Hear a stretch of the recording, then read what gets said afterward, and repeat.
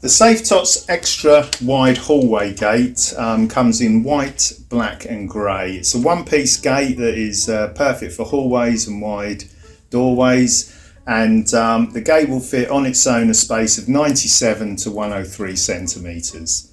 This can be extended up to 152.6 centimetres using additional extensions. When you receive the gate, you'll take it out of the box. You'll find that the gate is one piece. You'll also get a set of instructions, 4 spindles and the bungs that the spindles go into, and some wall cups, pads and screws, and a spanner.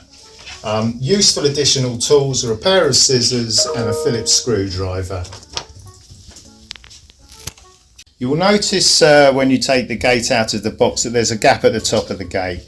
This gap is not a fault, and when we install the gate you'll notice that the gap starts to close. This is part of the closing process and the fitting process. What we do is we unpack the gate and remove all the additional parts. These parts on each corner are just here for transportation processes and can be removed and disposed of after fitting. You'll also notice on the gate that there's a cable tie here. Again, this is where the scissors will be used later to remove this when the gate is in position. To fit the gate, we follow the instructions that are provided. The first step will be putting the bungs into the end of the gate. There's one for the top and one for the bottom. Now with the bottom, the whole side goes up and it goes into that side there. And then we'll be putting the spindles inside each thing here. To start off with, start by winding the spindle in, as this will help when we fit it finally. And the 4 spindles go in the 4 corners of the gate. Once the bungs and the spindles are in the gate, we then need to put the gate into position. We're using a frame for this purpose, but it's exactly the same process as if you were fitting it in a doorway or a hallway. So first of all, you'll be putting the gate into the position you want to fit. It's wise at this stage to use a spirit level as well if you have one, to make sure that the gate is perfectly vertical. And we'll then be marking the positions of the wall cup. So if we take a wall cup, just put it in position with the spindle. We'll mark where we're fitting it, and then we'll be attaching the wall cups to the wall. The wall cups come with sticky pads and screws. The sticky pads are double-sided adhesive, so you just peel off one side and pop it on the back of the wall cup, and peel off the other side and put it in position where you've marked previously on the wall. Great. Now at this stage we can then remove the gate, because we haven't actually screwed it in, we've just put the wall cups in position, and then we can use the little screw with the Phillips screwdriver and to go into the wall to really hold these pads and wall cups in place. If you're going into the screws that we provide are small wood screws, but if you're going into a plasterboard wall, for example, you would use a different type of raw plug and screw. So we have now fitted the 4 wall cups to the wall, and we just need to tighten the gate into position now.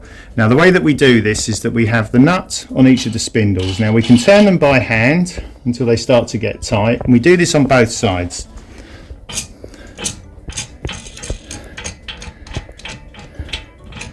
So once it's tightened by hand, what we're aiming to do is to get an equal distance on the spindles on both sides.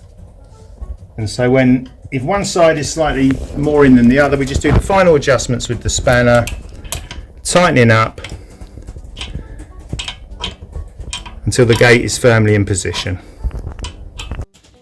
When the gate's in position at the bottom, we can then remove the cable tie, so just a simple pair of scissors, and then we can pull this through. We can also remove the last piece of cardboard protection here. Just pull the gate out for a second, pull the cardboard piece off and just drop it back into position.